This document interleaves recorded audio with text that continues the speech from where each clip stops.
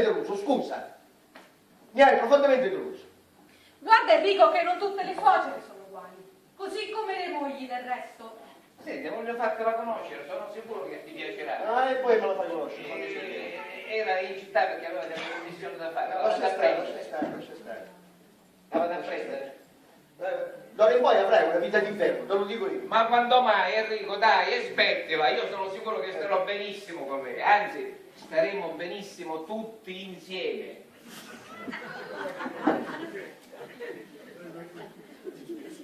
Tutti insieme? Ma perché hai intenzione di stabilirti qui con la sposina?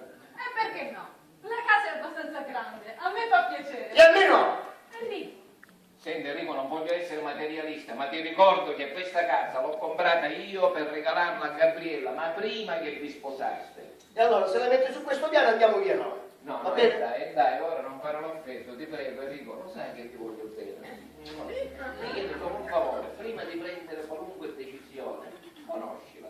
E poi se ci stai male, se non va bene, guarda, sarò io il primo ad andarmene, d'accordo? Che dici? E va bene. Che cosa vuoi che ti dica? Speriamo bene. Bravo Enrico, mi viene chiste, bravo, io sono sicuro che appena che usci, ti prego, lo fare, Enrico, vado, torna, lavate presto, prendo, lavate, torna, aspettatemi qua che arrivo, vado!